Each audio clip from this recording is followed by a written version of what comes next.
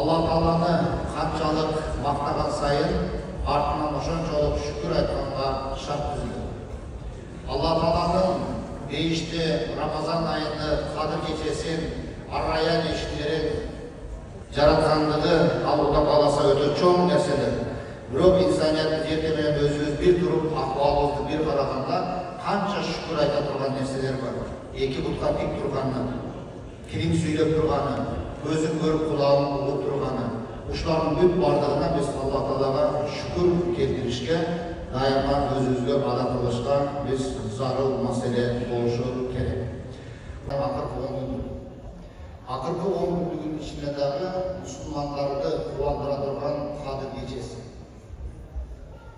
Эң көп мусулмандар үмүт кылып тоскон мына ушул бүгүнкү күн Кадыр кечеси деп эсептелет. Пайгамбар Мухаммад саллаллаху алейхи ва саллям акыркы 10 күндүн так күндөрүндө, ошондой эле акыркы 10 күндө жана 26-сынан 27-сине караган кечеси деп айтылган хадисти көптөгөн момун мусулмандар ушул хадиске амал кылып келебиз.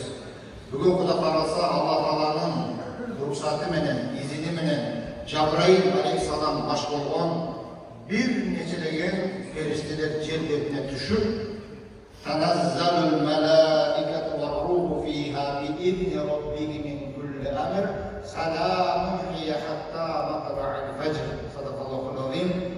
Erteminen taң atkанга чейин Алла Тааланын рахматын, саламын, жана тынччылыгын бизге жеткизет.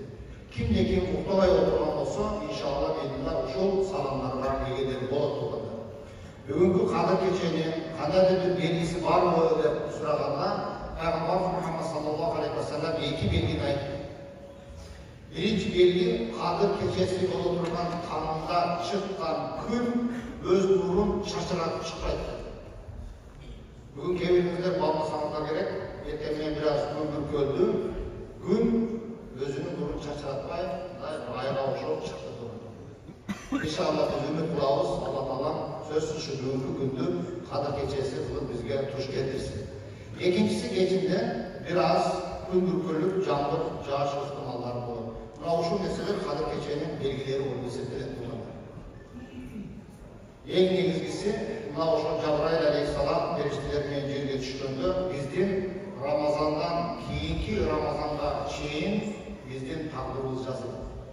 Эгерде биз уктабай ибадаттын үстүндө болгон болсок, иншалла биринде ибадатта отурат деген тагдыр менен башталса, көптөгөн иштерибиздин ийгиликтүү болуштугуна шарт түзүлөт. Ошол Кудай кааласа баарыңыздардын туткан розоңуздардын, бүгүнкү Кадыр кеченин кылып жаткан ифтар кайры-исандарыңыздарды Алла Таалам өз деңгээлинде кабыл кылган болсун. Кимде ким орозодарларга ооз ачырган болсо, орозо тутканда кандай ажыр сооп эгелер болсо, ооз ачырган инсандарга ошондой сооп эгелер болот дейт. Бүгүн бизде мына байгазы Эрмек деген инилерибиз ушунча элге дастаркан жайып, ифтар кылып, саандыгын берип отурат. Алла Таалам бул кишилердин дагы кылган иштерине береке берсин, көздөгөн максат тилегенде кылган ниетине жеткизген болсун. Урматтуу туугандар, Рамазан айындагы Алла Таала берген ажыр соопту жана ошонун тескери жагын мен сиздерге айтып өтүп кетейин. Хадиси кудусиде ушундай дейт: Адам баласынын кылган амалдарынын баардыгы өзү үчүн, туткан орозосу мен үчүн. Туткан орозонун эсеби аны мен билем деп Алла. Ушундай бир фериштелер бар, сыфатка ээ, жер бетиндеги океан, деңиз, дарыяларды канча камчыдан турган эсебин билет турган. Жер бетиндеги өсүп турган дарактардын канча жалбырагы бар экенин эсебин билет. Бирок ошол фериштелер дагы орозо туткан адамга Алла Таала берген сооптун эсебин биле алышат. Экинчиден, тиги дүйнөгө барганда адамдын акысын экинчи адам өткөн болсо ошо кайтарып берип, тиги ыраазы болгончо Алла Таала кечпейт турган. Тиги дүйнөгө барганда доллар, евро, сом жок. Ал жерде эмне менен эсептешебиз? Ал жерде сооп менен эсептешебиз. Карысыңбы? Демек соогуң дейт. Эгер соогуңду жарым жетип туруп десең, үстүнөн тур. Экселер жарым соогуң түгөнбү? Бирок карызы дагы эле калды, түгөнбөдү дегенде, эми тигинин күнөөсүн алып буга берди. Эми күнөөңдүн үстүнө тигинин күнөөсү сага кайта үйүндү. Ошол кезде Алла Таала айтат: ушул инсандын орозо кармап мен берген соогуна тийбейт. Мына орозодар, инсандар бүгүн биз орозобуз. Ошол кезде дагы иншалла орозонун соогу биз менен калат турганда. Демек, орозо туткан адам ошол соогу менен Ар-Райян эшигинен бейишке кирет деген үмүт туган. Алла Таала талкоо ушул бейишке кандай чогулган болсо, Ар-Райян эшигинен чогуу бейишке киришти насип эткен болсун. Алла Таала 3 тайфа адамдардын күнөөсүн Рамазанда кечирди. Булардын биринчиси ата-энеси хак кылган балдар. Урматтуу жаштар, кимдин ата-энеси бүгүн тирүү болгон болсо, бутуна бир жыгылып ата-энеңердин дуасын алып алып. Ата-энеңерди капа кылган болсоңор, бүгүн тез барып кечирим сурап калгыла. Экинчиси Рамазан айы, Шаввал айы, Сафар айына карабай, ичкилигин дааматып, ичкилигин токтотпогон инсан Алла Таала назар салып күнөөсүн кечирди. Үчүнчүсү, бул биздин дагы көпчүлүгүбүзгө тийиштүү болуп калышы мүмкүн туугандар. Bir nerse менен араздашып, 3 күндүн ичинде жарашпаган инсандарга да Алла Таала назар салбайт. Урматтуу мусулмандар, келиңиздер. Алла Таала биздин алгачкы 10 күндүктө өзүнүн рахматына бөлөп, экинчи 10 күндүктө биздин күнөөлөрүбүздү кечирип, күнөөлөрүбүздү соолукка айландырып, үчүнчү 10 күндүктө итман менен Иран бозок отуран бизди куткарып отурат. Алла Тааланын берген нематына шүкүр келтирелик дагы. Biz bir pendemenin arazdaşkan eserimizi keçirip öğrenelim. Şu çürökle geç sақтап, bazı çüröklüğü ordu kılıp, ailelerimizi sakarlığı aylık. Gelinizler, şu жерде bugün oturup, kimle kanka elimiz olsa geçelim. Allah için neyse 100% uğrasın, al 100% hata. Oşanda olsa da var baka. Men geçirip koymayın, uğramışsın gelmeyin deseniz, ekesi көп acı soğukta gelir olursun. Allah Taala Ramazan ayında kanunlar, amallarını kılıp жатсаңыздар, ошол айы соолуктордун баардыгына ийгеси болгон болсун. Баардыгындын көздөгөн максаты дегенде кылган ниетибизге жеткизген болсун. Урматтуу жамаат, бизде ар бирибиздин башыбызда азыраак болсо дагы мусибат сыноо бар. Алла Таала Рамазан айынын шарафаты менен баардыгыбызды ошол мусибаттардан арылткан болсун. Кыз турмушка чыгат деп ата-эне күнүтүрүп турса, салих жигиттерди, келин анам деп күнүтүрүп турган ата-энелерге салиха кыздарды, uğur görsün degenlerle uğurlardı, üylü olsun degenlerle üylördü, bir biznes işim yürüşüp bir el katarınca sahip degenlerin jakşosuna bereke ver Allah'ım. Allah'ım bu yerde oturgan onun Müslümanlar marfına da kanca bir dualarımız var. Oşularına da hidayetler. Peşinesi saclara tiybegenlerdi, peşinesi saclara tiyişti nasip et Allah'ım. Haram olman haramın taşlayarlar, jügündürün canından ve araktan alыс olsun. Allah'ım özürlük periştelerini suyuğun kamiyetine nasran dağındır o Müslümanların alыс kılın. En negizgisi ortaoğuzları kıyvatlı, kıralmazlıklı, düşmanlıklı Allah'ın bizden kötürdü. Amin. Bismillahirrahmanirrahim.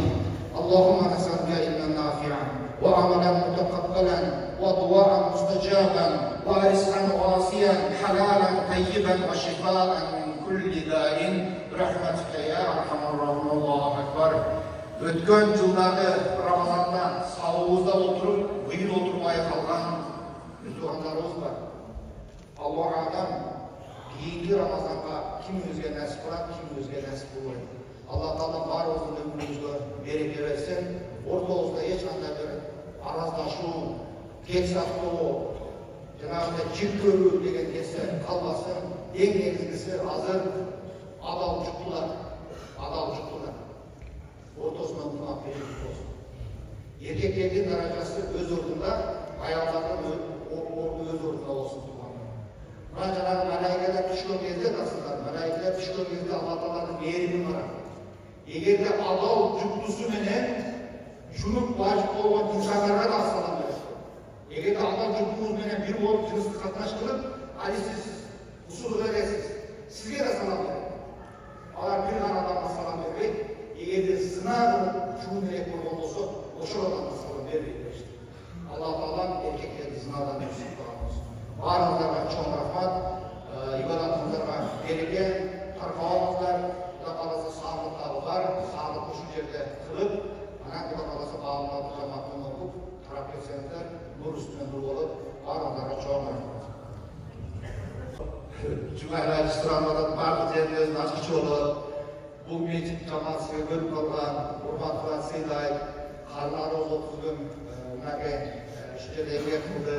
Shu qarlarimizni bir quvontirib turgan kun deb atab, o'sha qarasa jamoat burada bir kun berishadi. Hurmatli jamoat, Alloh taolasi Ramazon oyida berilgan narsa hech qachon kim bo'lmaydi.